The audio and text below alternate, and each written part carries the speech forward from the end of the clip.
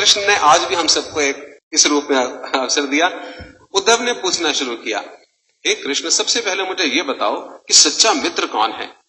कृष्ण ने कहा, सच्चा मित्र वह है जो जरूरत पड़ने पर मित्र की बिना मांगे मदद करे। उद्धव ने कहा, कृष्ण, आप पांडवों के आत्मीय प्रिय मित्र थे। आपात बांधव के रूप में, यानी आपदा में, मुसीबत में सहायता करने वाले के रूप में उन्होंने आप पर सदा पूरा भरोसा किया।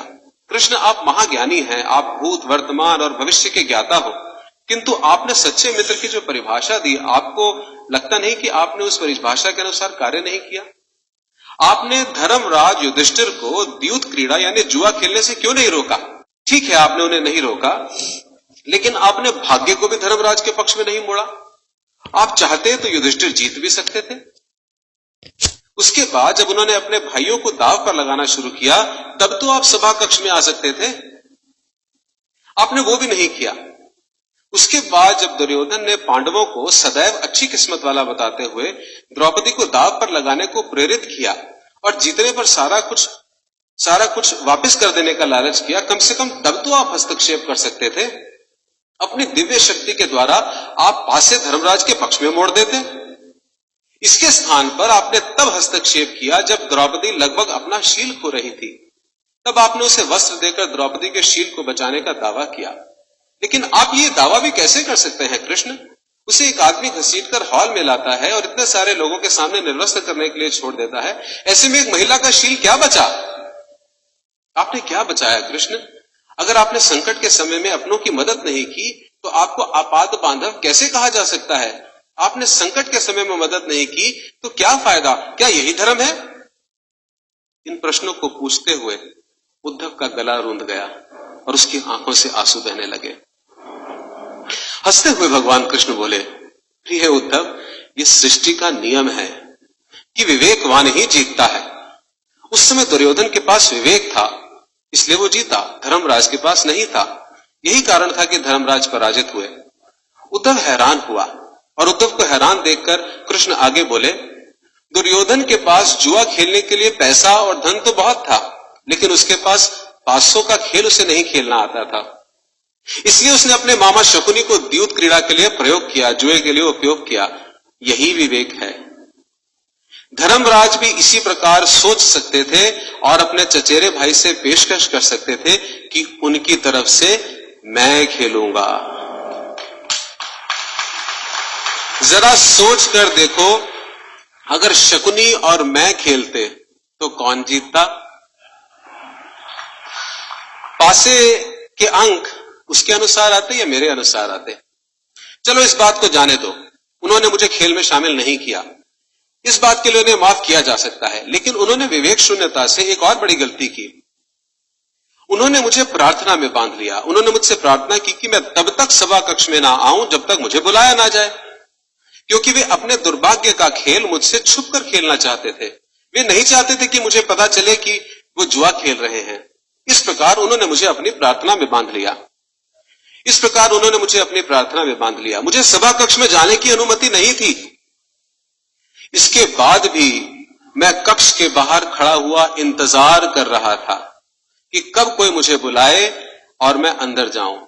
भीम, अर्जुन, नकुल, सहदेव सब मुझे भूल गए और केवल अपने भाग्य को और दुर्योधन को कोसते रहे।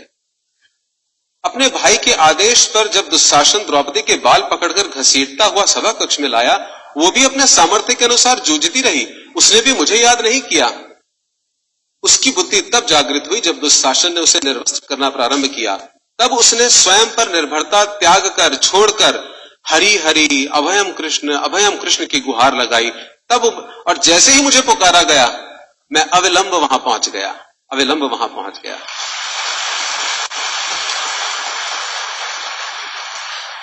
अब बताओ इसमें मेरी गलती क्या है? उद्धव बोले, कान्हा, आपका स्पष्टीकरण प्रभावशाली अवश्य है, किंतु मेरी पूर्ण संतुष्टि नहीं हुई, जैसे हमारी नहीं होती। क्या मैं एक और प्रश्न पूछ सकता हूं? कृष्ण की अनुमति से उद्धव ने पूछा, इसका अर्थ ये हुआ आप तभी आओगे जब आपको बुलाया जाएगा? क्या संकट से घिरे अपने भक्त की मदद करना आपका कर्तव्य नहीं, आपको स्वतः नहीं आना चाहिए? कृष्ण मुस्कुराए और सुनिए, देखिए अब सिद्धांत आ रहा है। कृष्ण मुस्कुराए और कहने लगे, उद्धव, इस सृष्टि में हर एक का जीवन उसके स्वयं के कर्मफल के आधार पर संचालित होता है। ना तो मैं इसे चलाता हूं और ना ही इसमें हस्तक्षेप करता हूं। मैं केवल एक साक्षी हूं। मैं सदैव तुम्हारे नजदीक रहकर जो हो रहा है उसे देखता हूं। यही ईश्वर का धर्म है। वाह वाह, बड़ा अच्छा कृष्ण, बहुत अच्छा। इसका अर्थ यह हुआ कि आप हमारे नजदीक खड़े होकर हमारे सभी दुष्कर्मों का निरीक्षण करते रहेंगे, हम पाप पे पाप करते रहेंगे और आप हमें देखते रहेंगे। आप क्या चाहते हैं कि हम भूल करें, पाप की गठरी बांधते रहें और फल भुगतते रहें? ये सब किसने कहा? उद्धव ने। कृष्ण बोले, उद्धव, तुम शब्दों के गहरे अर्थ को समझो। जब तुम समझकर अनुभव कर लोगे कि मैं तुम्हारे नजदीक साक्षी के रूप में हर पल हूं, तो क्या तुम कुछ भी गलत कर पाओगे?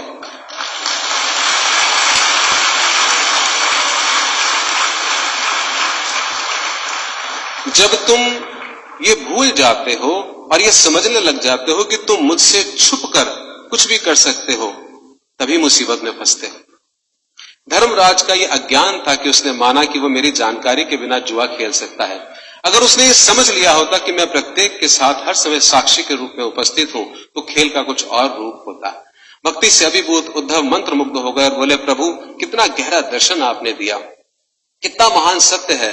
प्रार्थना, पूजा पाठ तो और ईश्वर को अपनी मदद के लिए बुलाना, ये हमारी भावना और विश्वास है। जैसे ही हम ये विश्वास करना शुरू करते हैं कि ईश्वर के बिना पत्ता भी नहीं हिल सकता, हमें साक्षी के रूप में उनकी उपस्थिति महसूस होने लग जाती है।